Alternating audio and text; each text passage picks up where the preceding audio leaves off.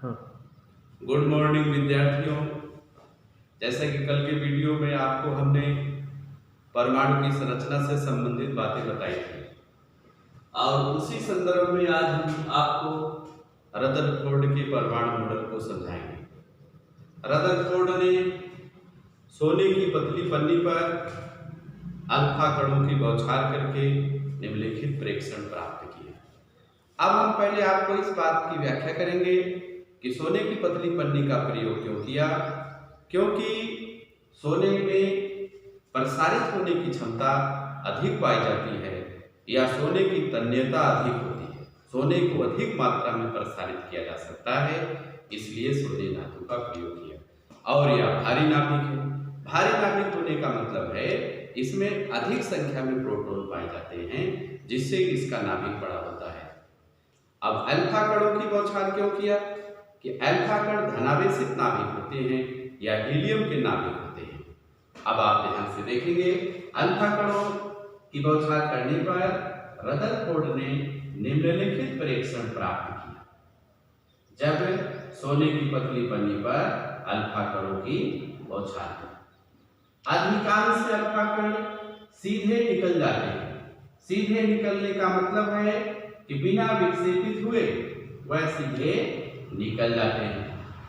कुछ अल्फा कण अपने पथ से विचलित हो जाते हैं, कुछ अल्फा कण अपने पथ से विचलित हो जाते हैं और कुछ अल्फा कण उसी पथ पर वापस आ जाते हैं। जैसा मैंने आपको बताया कि जब सोने की पतली पन्नी पर अल्फा कणों की बौछार किया तो रदरफोर्ड ने निम्नलिखित प्रेक्षण प्राप्त किया या उन्होंने देखा कि निम्नलिखित घटनाएं संपन्न हो रही हैं। कुछ अल्फा कण सीधे निकल जाते हैं, बिना विक्षेपित हुए सीधे निकल जाते हैं। कुछ अल्फा कण अपने पथ से विचलित हो जाते हैं, कुछ अल्फा कण अपने पथ से विचलित हो जाते हैं और कुछ अल्फा कण उसी पथ पर वापस आ जाते हैं।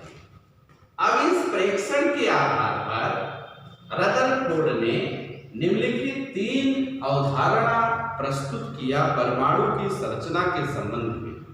उन्होंने ऐसा अनुमानित किया या बताए कि परमाणु का अधिकांश भाग रिक्त होता है। जैसा कि थॉमसन ने कहा कि परमाणु एक विद्युतशील ठोस गोले के समान होता है, लेकिन रदरफोर्ड ने इसके अलग बात बताई कि परमाणु का अधिकांश भाग रिक्त होता है। रिक्त होने का अर्थ यहाँ पर आप ऐसा समझो, परमाणु का 99.99% भाग रिक्त होता है और किसी भी परमाणु का लगभग समस्त द्रव्यमान तथा धनावेश, लगभग समस्त द्रव्यमान तथा धनावेश उस परमाणु के केंद्रीय भाग में स्थित होता है और इसे हम नाभिक कहते हैं।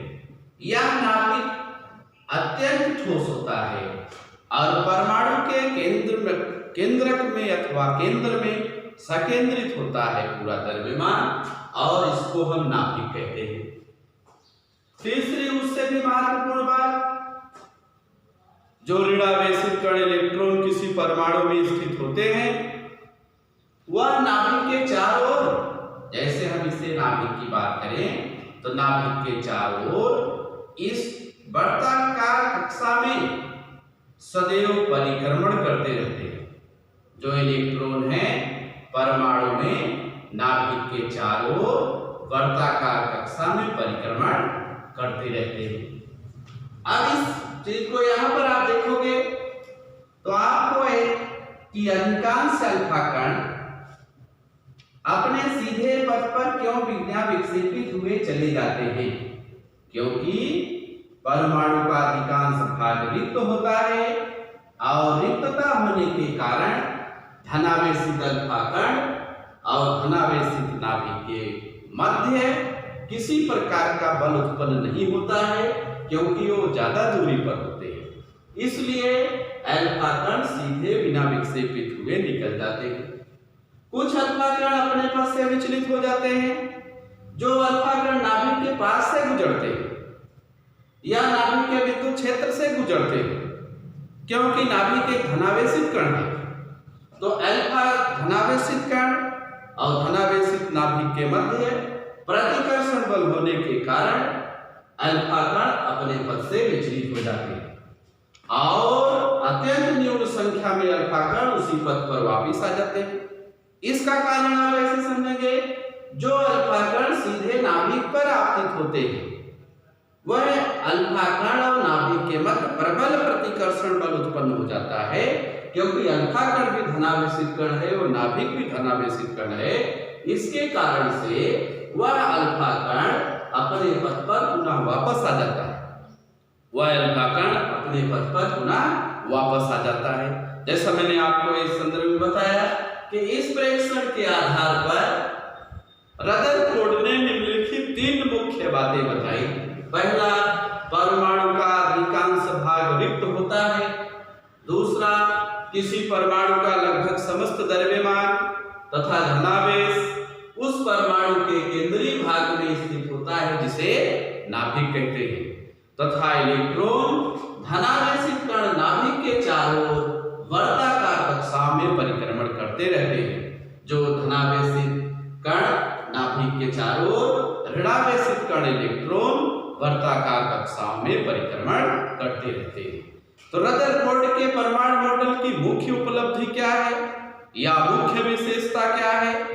पहली बात, रदरफोर्ड ने सर्वप्रथम ये बताया कि परमाणु में जो धनावेश होता है वह पूरे परमाणु में समान रूप से वितरित ना होकर के परमाणु के केंद्र में स्थित होता है या संघनित होता है, और परमाणु के उसी भाग को हम नाभिक कहते हैं। दूसरी बात उन्होंने बताई कि जो इलेक्ट्रॉन होता है वो परमाणु में समान रूप से वितरित नहीं होता है या वह कंपन नहीं करता है, अपितु जो ऋणावेशित कण इलेक्ट्रॉन है वो नाभिक के चारों ओर वर्ताकार कक्षाओं में परिक्रमण करता रहता है। तो मुख्य दोनों में कॉमन बात क्या है? थॉमसन के परमाणु मॉडल और रदरफोर्ड के परमाणु मॉडल में दोनों ने बात मानी कि परमाणु विद्युत उदासीन कण है। परमाणु विद्युत उदासीन कण होने का मतलब है परमाणु में धनावेशों की संख्या ऋणावेशों की संख्या के समान है।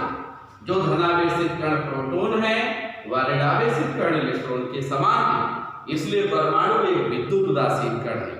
परंतु परमाणु का लगभग समस्त द्रव्यमान तथा धनावेश उस परमाणु के केंद्रीय भाग में स्थित होता है और इसी को हम नाभिक कहते हैं।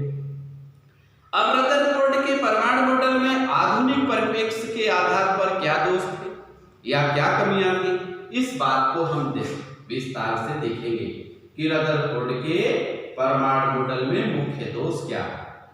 रदरफोर्ड ने बताया कि जो इलेक्ट्रॉन है किसी परमाणु में वह नाभिक के चारों ओर वर्ताकार कक्षा में परिक्रमण करते रहते हैं, वर्ताकार कक्षा में परिक्रमण करते रहते हैं।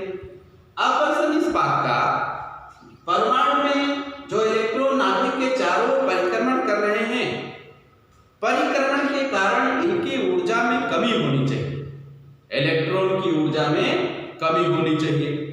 अब चूंकि ऊर्जा में कमी हो रही है रदरफोर्ड के अनुसार, उस स्थिति में ऋणावेशित कण इलेक्ट्रॉन धनावेशित कण नाभिक के पास धीरे धीरे आकर्षित होता जाएगा और उस आकर्षित होने के कारण अंततः नाभिक में मिल जाएगा, क्योंकि इलेक्ट्रॉन पर ऋणावेश होता है और प्रोटॉन पर धनावेश होता है।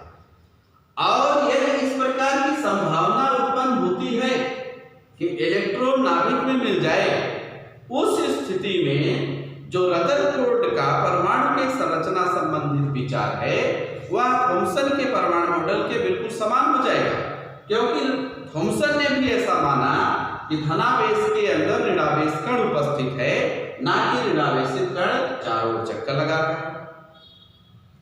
दूसरी इसी संबंधित बात, यदि इलेक्ट्रॉन नाभिक के चारों ओर परिक्रमण कर रहा है तो उस स्थिति में जो इलेक्ट्रॉन नाभिक जो इलेक्ट्रॉन ऊर्जा का उत्सर्जन करेगा, उस ऊर्जा उत्सर्जन का स्पेक्ट्रम सतत होना चाहिए।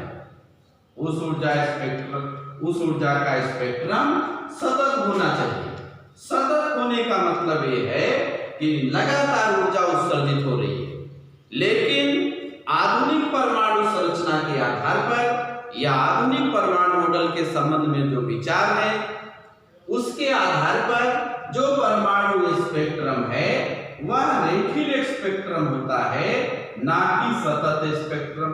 जो परमाणु स्पेक्ट्रम है वह रेखीय स्पेक्ट्रम होता है, सतत स्पेक्ट्रम नहीं होता है।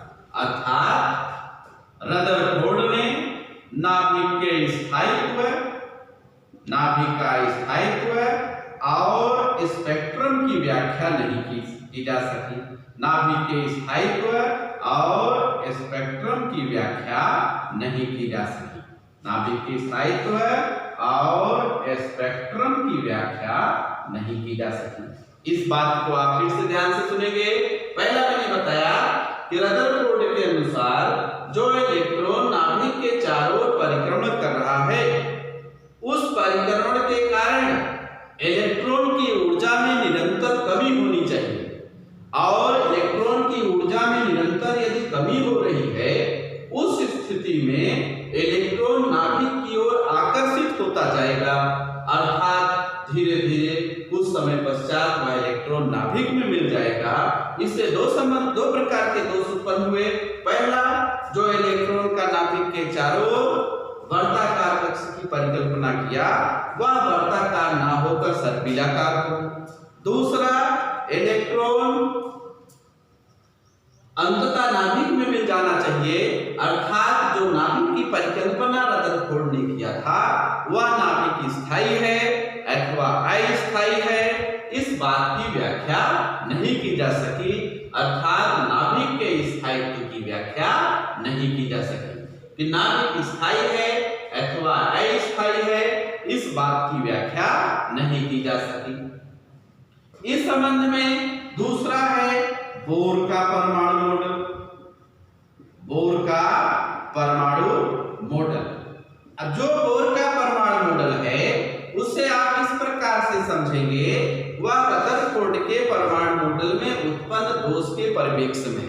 कहने का अर्थ है जो रदरफोर्ड के परमाणु मॉडल में दोष थे उसको दूर करने के आधार पर है। जैसा कि रदरफोर्ड ने बताया कि जो परमाणु में इलेक्ट्रॉन नाभिक के चारों ओर परिक्रमण कर रहा है, लेकिन जो इलेक्ट्रॉन परिक्रमण कर रहा है उसको ऊर्जा कहां से प्राप्त होगी, इस बात की व्याख्या नहीं की जा सकी। दूसरा, जैसे अभी मैंने स्पेक्ट्रम की बात किया कि जो इलेक्ट्रॉन परमाणु में नाभिक के चारों ओर परिक्रमण कर रहा है वह निरंतर ऊर्जा का उत्सर्जन करता रहेगा। निरंतर ऊर्जा का उत्सर्जन करने का अर्थ है कि उससे सतत स्पेक्ट्रम प्राप्त होना चाहिए। लेकिन जो परमाणु स्पेक्ट्रम होता है वह रेखीय स्पेक्ट्रम होता है। जो परमाणु स्पेक्ट्रम है वह एक रेखीय स्पेक्ट्रम होता है। धन्यवाद।